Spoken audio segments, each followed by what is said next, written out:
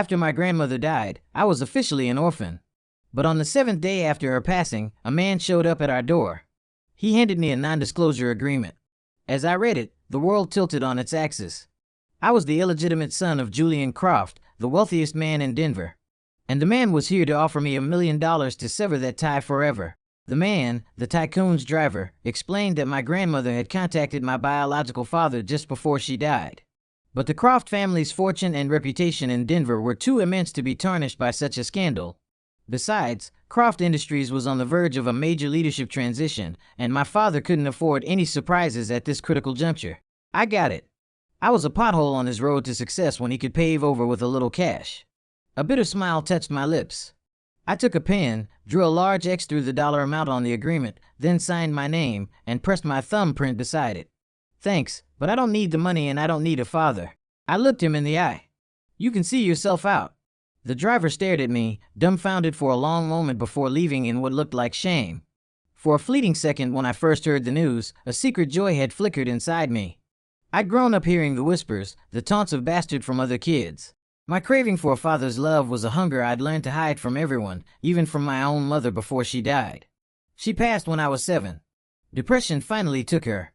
Looking back, I realized what an incredibly strong woman she was. Anyone else might have given up long before, abandoned by the man she loved, pointed at and judged by everyone. The home wrecker, the trash who got knocked up. Each word was a bullet that hit harder than lead. She was too good for this world. After the driver left, I thought about all the pain she had endured, and the tears I'd been holding back finally broke free. If she knew that the man she had loved so deeply was a monster who wouldn't even acknowledge his own son, she'd probably claw her way out of her grave to strangle him. But then again, that wasn't her. She was too kind. It's why she never told a soul that the father of her child was a billionaire, not even on her deathbed. She was disappointed in him, but she was full of hope for me. She must have wanted me to live a normal, happy life, to not be corrupted by the poison of a wealthy family and grow into a monster like him. Her last words were burned into my memory. I'm so sorry, sweetie. You'll have to walk the rest of the way on your own. Remember, you can only rely on yourself. Don't ever count on anyone else. You have to live and you have to be strong. I'll be watching you from heaven. Watching my Cole become the brightest star in the sky. I was 7 years old, but the moment she took her last breath, I felt like I'd aged to 17 overnight. I became fiercely independent. I never went out to play. I knew my mom had died because we had no money. My grandmother had borrowed from every relative we had, even mortgaged the house. To pay it all back, she took a job as a night shift orderly at the hospital. From that day forward, my life revolved around two things: studying relentlessly and working. For years, it was under-the-table jobs, washing dishes, bussing tables, anything I could find. By the time I was 17, I'd take on any summer construction gig I could get because it paid better than a diner. Over the years, I'd scraped together more than $30,000. Sometimes I couldn't believe I'd managed to save that much in a decade. Ring, ring, ring. The sharp sound of my phone pulled me from the painful memories. It was my homeroom teacher. I sat down the framed photo of my grandmother and answered, "Cole, it's all taken care of. You can move into the dorms." "Thank you, Ms. All right, don't mention it. Cole, I know you're going through a lot right now, and it's bound to affect you, but your college applications are due in 2 months. The best way to honor the people we've lost is to show them we've become even better because of them. You understand what I'm saying, right?" "Yes, Ms. Albright, I understand." "Thank you, Ms. Albright was my champion. She saw something in me. Because my grades were always stellar, leagues ahead of the salutatorian. It wasn't because I was a genius. It was because of sheer effort. From the moment I turned 7, the first thing I ever truly understood from a teacher was that education could change your life. That knowledge was a tool to build a better future. All I heard was that it could make me money. So, I threw myself into my studies with a desperate intensity. I'd be reciting formulas while stocking shelves, memorizing historical dates while mopping floors. I did practice SAT questions until midnight every night, and fell asleep listening to vocabulary audio tracks. I was up before 6 a.m., headphones on, drilling Spanish verbs on the bus ride to school. Everyone else saw some kind of prodigy. They envied my grades and looked up to me. But only I knew the true cost of it all. When other kids spent their weekends and vacations playing video games, going to comic conventions, or hanging out at the mall, I was working a double shift at the diner with a calculus textbook propped up against the napkin dispenser. The day the SAT scores were released, Ms. Albright had me sitting in front of her computer in her office. She was so nervous her hands were trembling. When she'd asked me how I thought I'd done, I had answered with the calmness of a statue. I don't think I got any questions wrong. That had left her speechless, her eyes glistening with tears. I was her star pupil, the crowning achievement of her teaching career. But it was more than that. She knew my situation, and in many ways, she treated me like her own son. Over the past 3 years, I felt her genuine care and support. Of course, if I became a top scorer in the state or even nationally, it would come with a lot of scholarship money. I was definitely counting on that. Before long, her office was packed. Most of the teachers who taught me were there. Eventually, even the principal and a vice principal showed up. They were all waiting. Miss Albright's hand hovered over the mouse, clicking the refresh button on the College Board website over and over. I wasn't this nervous when I was in labor, she said, trying to break the tension. The other teachers were calmer, already discussing where to hang the banner with my photo for next year's student recruitment. The principal was on his phone trying to see which local corporations they could hit up for donations. Finally, the page loaded. A perfect score, 1,600. The room fell silent for a second, then erupted. A score like that was practically unheard of. Forget being the top scorer in the state. This was national news. The teachers were jumping up and down like kids. Several of them started crying. But I remained perfectly still. I knew my journey was just beginning. A few days later, the headlines were everywhere. Denver's orphan prodigy aces SATs becomes Ivy League sensation. That day, I went to my mother and grandmother's graves. I cried all morning, telling them I hadn't let them down and that I was just getting started. As I stood there, my phone rang, a strange number ending in $99.99. I had a gut feeling it was him, my so-called father. This time, I didn't decline to call. I needed to know. I wanted to hear the voice of this heartless tycoon, to understand what he looked like, what he wanted. I was right. The first words were cold, arrogant, radiating a chilling distance even through the phone. This is Julian Croft, your father. Do you have time to meet? Fine. I answered, my voice just as cold. He gave me an address and I went to the headquarters of Croft Industries. The skyscraper was a landmark in downtown Denver, soaring 99 stories into the sky. When I entered the lobby and gave my name, the security guard's demeanor instantly changed. He practically bowed, escorting me to Julian Croft's office with the subservience of a lapdog. The office was absurdly large, like a palace from a movie, opulent, but utterly devoid of warmth. Julian Croft didn't stand. Dressed in a perfectly tailored suit, he was tall and powerfully built with sharp eyes behind a pair of glasses. He simply set down the file he was reading and said, "You're here." The resemblance between us was undeniable, etched in the lines of our brows and the set of our jaws. Any lingering doubt I had vanished. This man was my father. "I'm here," I replied, my tone flat. "What do you want?" My bluntness clearly caught him off guard. A flicker of surprise crossed his face before his mask of composure slipped back into place. He waved a hand, dismissing the security guard, then fixed his gaze on me, studying me from head to toe. Just as I expected, a son of Julian Croft, a true prodigy, earning a perfect score. He leaned back in his chair. "So tell me, what do you want as a reward? Anything in this world, just name it. Don't be shy." I almost laughed out loud. "You might want to watch your wording, Mr. Croft. We have no relationship." He froze, an expression of disbelief on his face. Then he shook his head and chuckled. "Son, I admit I haven't been there for you, but I had my reasons. I brought you here today to clear the air." I remained on high alert. I've learned one thing over the years. When someone offers you something for nothing, they're either a con artist or a thief. The man who had tried to buy my silence for $1 million was now smiling, ready to welcome me with open arms. Anyone could see there was a catch. "Cut the crap, Mr. Croft. We're both adults. Let's not waste time." Seeing my unyielding attitude, he dropped the pretense. "Fine. I like your spirit. You remind me of myself when I was young. In that case, I'll be direct. We can tear up that old agreement. If you come back to Croft family, I can help you. When I retire, this entire empire can be yours." I scoffed. "And what's the catch?" "You officially take the Croft name. When your grandfather sees I have such a brilliant son, he'll have no choice but to hand the company over to me." And there it was. In his eyes, our blood connection was nothing more than a business transaction. Any last desperate hope I had for a father withered and died. I refused. I turned to leave. If there's nothing else, I'm going. Stop. Right there, he boomed, his voice sharp with anger. I stood with my back to him, a storm of emotions churning inside me. What child doesn't dream of a father's love? Especially me, the boy who'd spent his life being called a bastard. But I could never forgive him for abandoning us. My mother, were she alive, would never want me to do this. Julian strode toward me, his face now level with mine. I could see his eyes were red-rimmed. Cole, are you insane? Do you have any idea how massive this company is? If you inherit all of this, you'll have more wealth than you could spend in 1,000 lifetimes.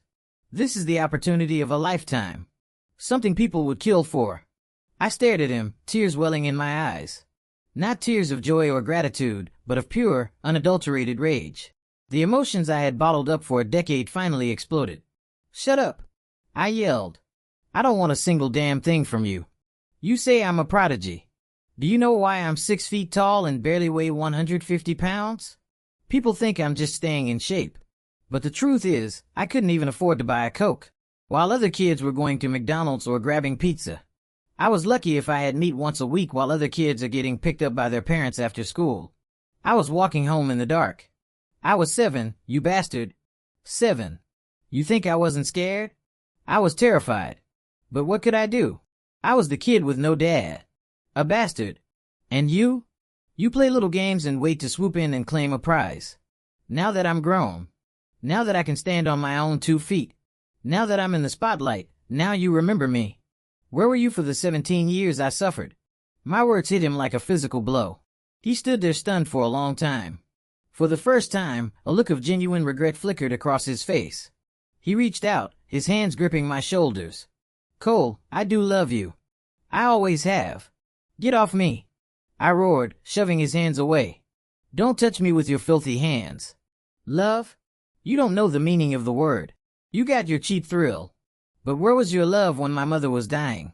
When I needed a father more than anything in the world? If I hadn't gotten a perfect score on the SATs, that non-disclosure agreement would have stayed buried until my bones turned to dust, wouldn't it? His regretful eyes started to glisten.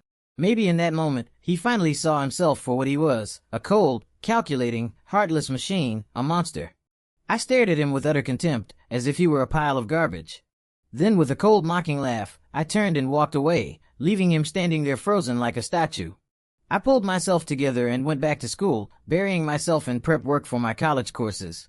Ms. Albright called to tell me that both Harvard and Yale had reached out, offering not just full tuition, but generous stipends.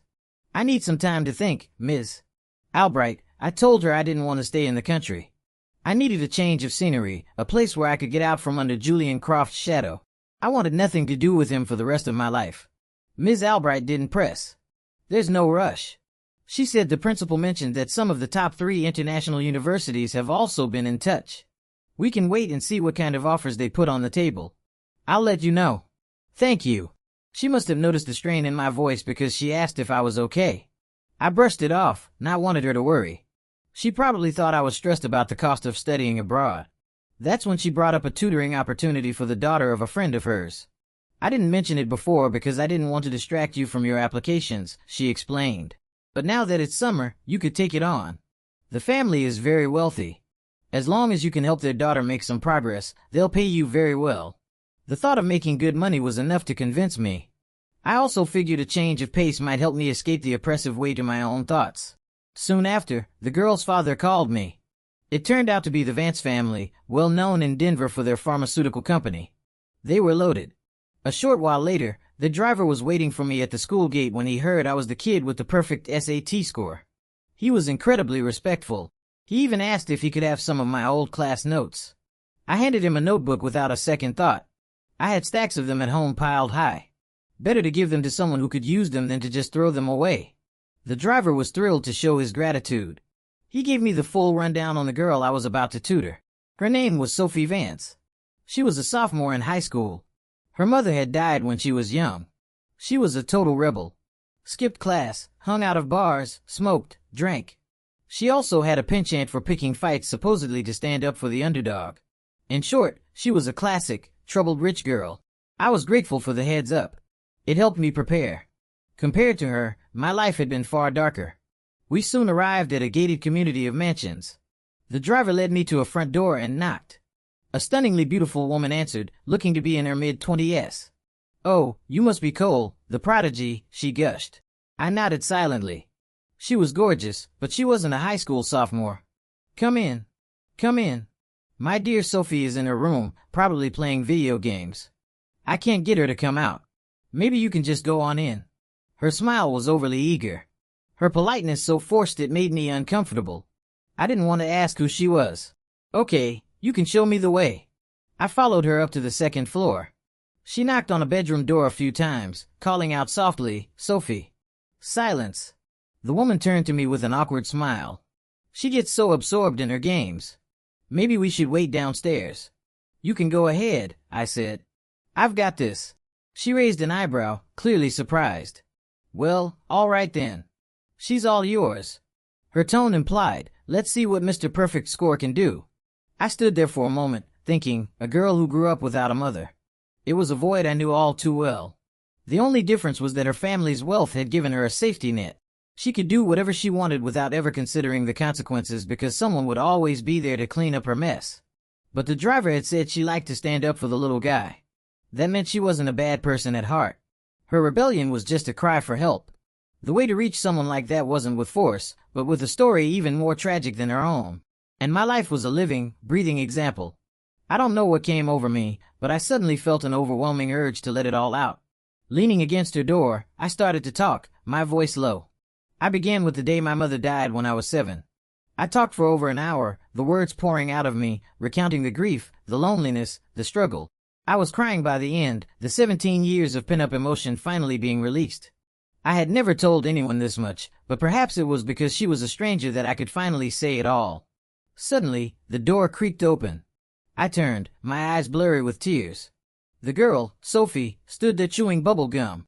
She wore a pair of tiny shorts that showed off her long, pale legs. Her dark hair was cut to her shoulders, framing a delicate face with exquisite features. She looked down as if seeing a reflection of herself in me. Our eyes met for a long moment. "Come in," she said, swinging the door open. A small smile formed on my lips. She was still just a kid, easily moved by empathy. Once inside, I didn't mention studying. We just talked awkwardly at first, but then it was like a floodgate opened. She started talking and soon she was crying harder than I had. The beautiful woman downstairs was her stepmother. Her father was always away on business and was almost never home. She had grown up surrounded by luxury, but starved of affection. All her rebellious acts were just desperate attempts to get her father's attention. I just listened, letting her pour out her heart, stepping into her world. Maybe because I was a stranger, she felt safe enough to be vulnerable. We talked for the entire afternoon. I never once mentioned tutoring. As I was leaving, I said one last thing to her. "You should appreciate what you have. You still have a father who loves you. Don't wait until you have nothing like me to realize what's important." When I got back to school, I threw myself back into my studies. I was sure the tutoring gig was a bust. It had just been a brief, intense connection between two broken people who would now go their separate ways. I remember my mother's words.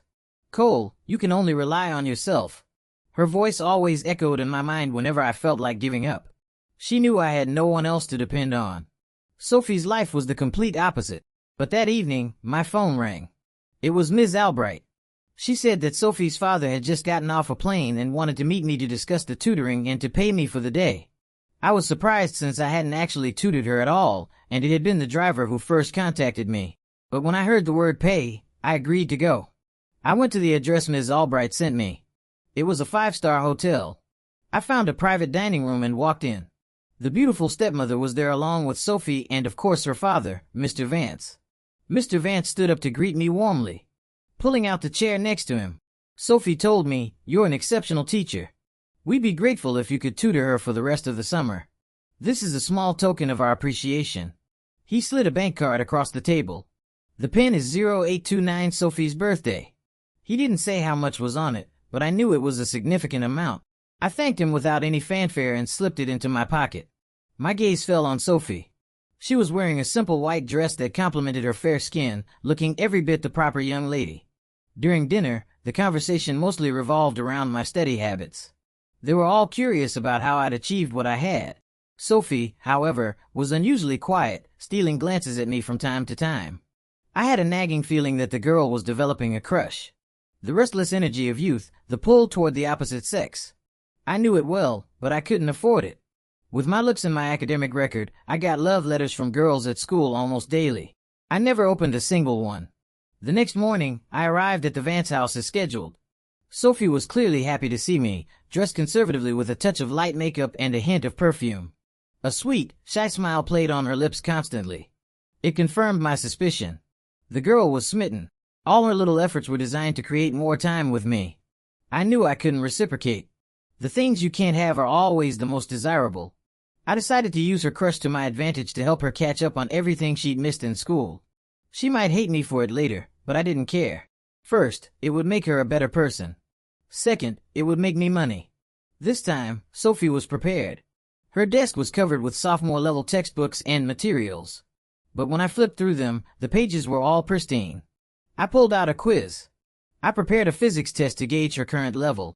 The moment she picked up her pen, she froze on the first question.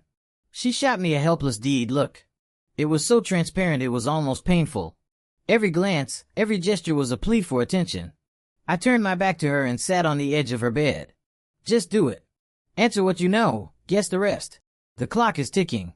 Disappointed, she turned back to her paper. As I expected, she was done in less than 10 minutes, handing me the test with a sheepish look. Here you go, Mr. Matthews. I gave her a stern look and glanced over the paper before tossing it aside. You're really something else. You picked C for every single multiple-choice question and left the rest blank. She wasn't ashamed in the least. Well, that's what all the teachers say, she quipped. When in doubt, choose C. I shook my head. This afternoon, I'll bring you a test for freshmen. We need to see where to even begin. No need, she said brightly. Let's just start with middle school. I was stunned into silence, but Sophie was quick on her feet. She suggested we go to the mall since I didn't have the other tests with me anyway. It seemed like a reasonable request. At first, I refused, telling her we could just print one from her computer, but she was insistent. If you spend the morning with me, I promise I'll do whatever you say for the rest of the summer. I'll study hard. I weigh my options. One morning of my time in exchange for a summer of cooperation. It was a fair trade. I seriously underestimated her shopping addiction. By the time we left the mall, I was her personal pack mule, loaded down with so many bags, I even had them hanging around my neck. By the afternoon, I was exhausted but relieved. For some reason, I had actually gone and prepared 3 tests, math, English, and science from the 5th grade curriculum. This time, Sophie took it seriously. She finished all 3 in under an hour. I check her answers. Perfect scores, all of them. You were messing with me, weren't you? I asked, looking at her in disbelief. She grinned mischievously. And they call you a genius. Did you really think I was an idiot? That I couldn't answer elementary school questions? I was speechless. The clever little minx had played me. I immediately printed out a set of 9th grade final exams and dropped them in front of her. Sophie's face fell. Mr. Matthews, she whined, putting on her best puppy dog eyes. You said just one test this afternoon. I wasn't falling for it again. A deal is a deal. You said if I went shopping with you this morning, you'd do whatever I scheduled for the rest of the day. She pouted, shot me a resentful glare, but picked up her pen and got to work. This set took her much longer. The sun was setting by the time she finished. I went through them carefully. Her middle school foundation was solid. She just completely checked out after 9th grade. With some hard work, she could catch up. Before I left, I gave her a firm dose of encouragement. She beamed, clearly pleased with the praise. Then she started asking other questions. Cole, are you going to Harvard or Yale? I paused. I hadn't decided yet. I'm not sure. I might go abroad. I'm waiting to hear back from a few international universities to see which one offers the best resources. Abroad? She asked, her surprise evident. What's wrong with staying here? There's nothing for me here but bad memories. I answered honestly. I told her everything about myself except for the part about being a Croft. Besides, a top 3 international school would be better for my future. Oh, was all she said, but I could see the disappointment in her eyes. It felt like my words had just crushed a young girl's budding hopes for romance. As I was about to leave, she insisted on taking me out to dinner. I refused firmly. My schedule is tight. I need to get back to my own studies. She couldn't think of another excuse to make me stay. There was no argument she could make that would stop an ambitious young man from pursuing a better life. As I walked away, I saw the sadness on her face. She knew in that moment that I was a distant star. Even though our financial situations were worlds apart, the gap between our ambitions and our futures was a chasm just as deep. In the days that followed, Sophie was like a different person. She listened attentively during our tutoring sessions. All her rebellious antics gone. She never asked me to have lunch with her or go shopping again. After we reviewed her middle school coursework, I started her on the high school material she'd missed. My goal was ambitious, to get her through all of her sophomore and junior year material in 1 year so she could spend her senior year focused entirely on review and college prep. She diligently completed every assignment I gave her, studying with a newfound focus. Later, her stepmother told me that Sophie wasn't just working hard during the day. She was staying up until midnight studying and waking up early to practice her foreign languages, completely adopting my study routine. I was genuinely pleased. Her stepmother also mentioned that Sophie's attitude toward her had changed dramatically. They started having dinner together, sometimes even going shopping. They would even talk about personal things, girl to girl. She gave me a knowing look, implying I was the cause. But I didn't take the bait. In the end, in addition to the $20,000 she paid me for tutoring, she gave me a bonus, a thank you check for another $10,000. I was proud of the change in Sophie. Perhaps everyone has a thirst for knowledge. They just need the right trigger, the right motivation. I didn't know if using her feelings for me to get her back on track was the right thing to do, but I knew it was a good thing for her. During that time, I got news from overseas. The university president himself had advocated for me. MIT, the #1 university in the world, after reviewing my background and academic performance, had offered me a full scholarship covering all tuition and fees. It was an offer I couldn't refuse. I made my final decision. I was going abroad. The day before I was scheduled to leave, my father's driver found me again. He handed me a legal document. It was a will granting me 20% of the shares in Croft Industries. "This is a sign of your father's sincerity," the driver said. "If you agree to take the family name, all of this will be yours one day." He then pulled out a thick folder of property deeds. These are 15 residential and commercial properties valued at over $50 million. You should think about this carefully. He leaned in closer. "To be honest with you, your father has another son, but the kid is a total screw-up. All he does is party and waste money. He's a constant source of stress for your father." I cut him off. "My decision absolute. Thank you for the offer, but I have no relationship with him. His son's problems are not my concern." The driver grew desperate. "Cole, I know you're brilliant, but in today's world, good grades don't just hand you this kind of wealth. If you accept your father's inheritance, you'll be set for life. You don't have to worry about the other boy. Your father has decided to cut him off.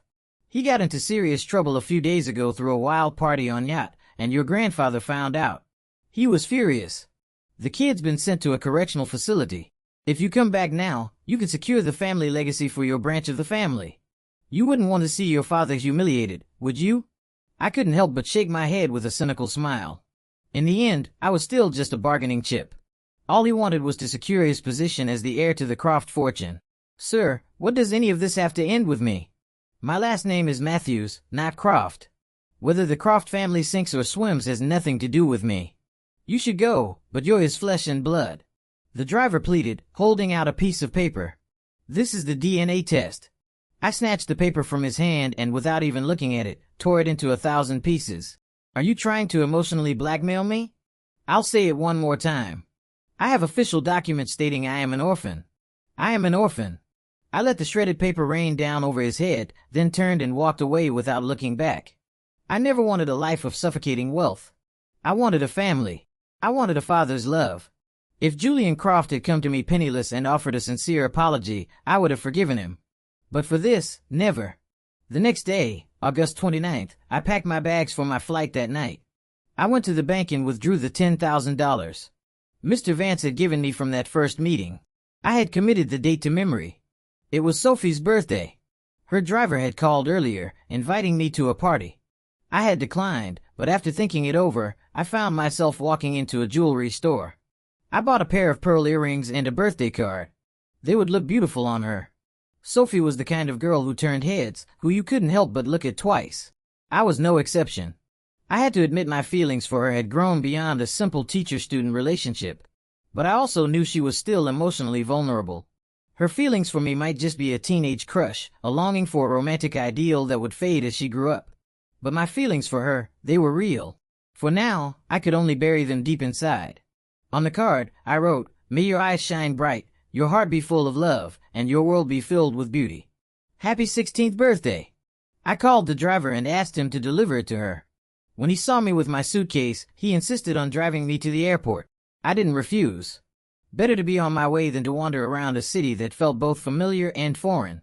After saying goodbye to the driver and giving him a few more of my old notebooks, I settled in for the long wait at the airport.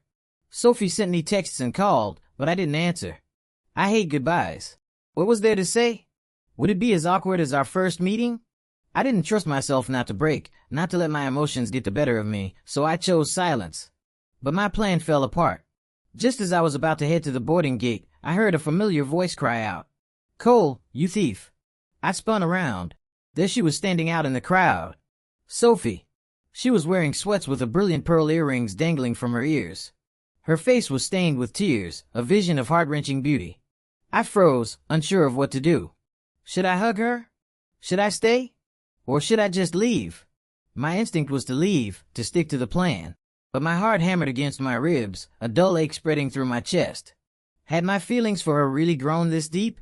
That just the sight of her tears could cause me physical pain? No, Cole. I told myself fiercely. You can't have attachments. You have a long road ahead of you. You can't let one relationship derail your entire future. The idea of giving up MIT for her was absurd. Before I could react, Sophie ran toward me. She threw her arms around me and held on tight as if pouring all her strength into the embrace. "Cole, you thief. You're a terrible person." She sobbed, her cries turning every head in the terminal. A handsome boy and a beautiful girl. A dramatic scene playing out for all to see. "You knew you were leaving," she choked out. "Why didn't you tell me? Did you really think you could just steal what's mine and walk away?" I was stunned.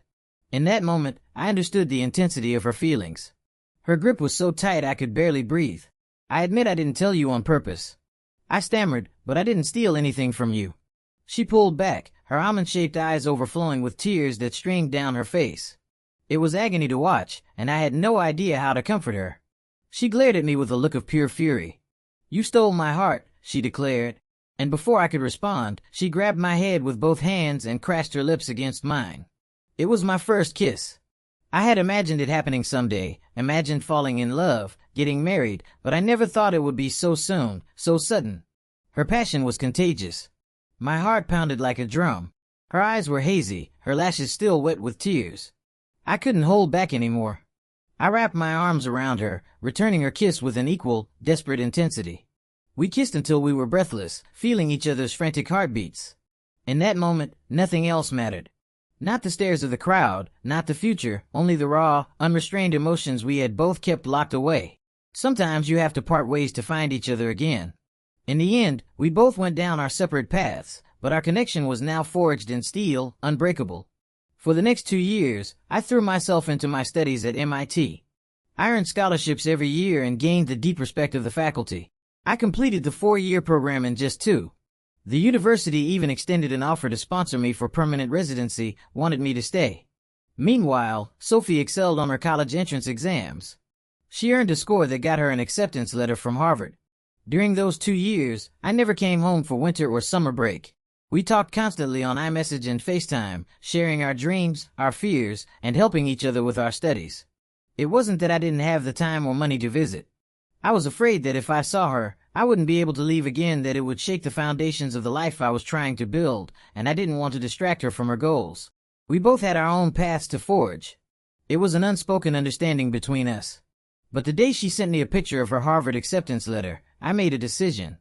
I turned down the offer to pursue a doctorate at MIT. I had no desire to immigrate. I was an American through and through. With my credentials and knowledge, I knew I could build a successful life back home. Most importantly, I wasn't going back to nothing. I had someone I couldn't bear to be without. On August 29th, I landed back in Denver. Sophie sent me a picture from the same hotel, the same private room as before. It was a family photo. Mr. Vance and her stepmother were holding a new baby brother. The 4 of them looked radiant, a picture of domestic bliss. I showed up at their door unannounced, dressed in a suit and carrying gifts for all 4 of them. When the stepmother opened the door, her face was a mask of shock. Mr. Vance had the same expression, his mouth hanging open. Sophie, who was sitting at the table, just stared, frozen like a photograph. I set down my suitcase and the other gifts, then walked toward her, holding a bouquet of 99 red roses, my heart pounding with excitement. "Sophie," I said, my voice thick with emotion. "Happy 18th birthday." After I earned the Vance family's blessing, we became a family. At her birthday dinner, we took a new family photo, this time with me in it. I was no longer a piece of driftwood tossed on the waves. I had finally found the warmth of a home. While Sophie was at Harvard and Cambridge, I started my own journey as an entrepreneur. With our mutual support, my company flourished. Our love grew deeper with each passing day. We got married. The wedding of the youngest CEO of the nation's leading publicly traded AI company was a major event, drawing attention from all corners. Among the well-wishes, I received one from my biological father. He didn't come in person. It was the same driver who this time brought only a letter. It was handwritten by Julian Croft himself. Between the lines, I could feel his guilt and regret. And at the very end, he wrote the 3 words I had once longed to hear. "I'm sorry." I didn't forgive him, but I no longer hated him.